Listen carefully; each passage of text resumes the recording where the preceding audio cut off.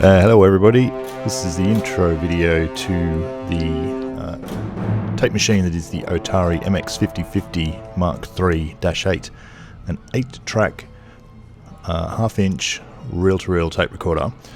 In this video I'm just going to take you through the machine itself. In subsequent videos I'll also take you through the operation of the machine. I'm just trying to think of the best place to start.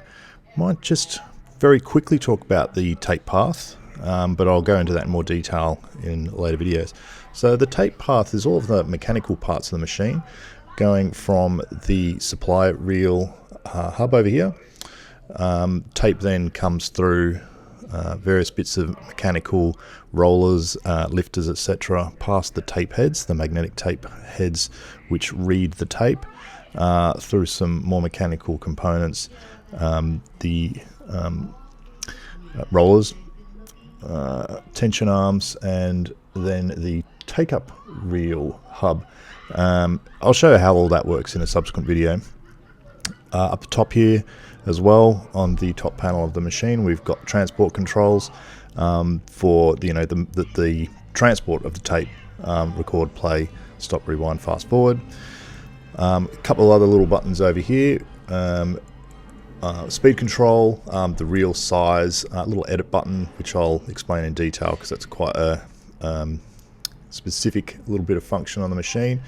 Tape counter here which just tells you how far you are into any given tape. Across the top panel we have got VU meters and input level controls for each of the 8 channels. The VU meters will sort of go up and down depending on how much input or level it is measuring across different parts of the signal chain. And then across the front of the tape machine we've got the monitoring control section, which includes on the left hand side a selection of test tone inputs that you can select for calibration of the machine.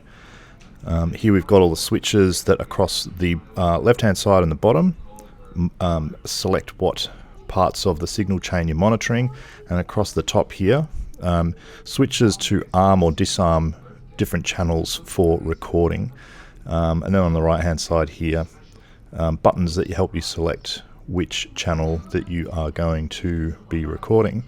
I'm going to flip the tape machine around.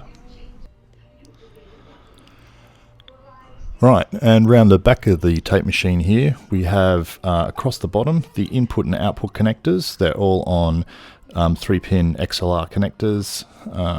Just disconnect a couple of them so you can see. There we go, outputs across the top, inputs across the bottom, which if you see my separate video you'll know that they all run through a patch bay. I've also got connectors here for the auto locator and remote control, which I'll explain to you in separate videos. And then across the top we've also got all of the different controls for the calibration of your machine, which is a pretty complex process, especially for the uninitiated, which I have been through myself twice.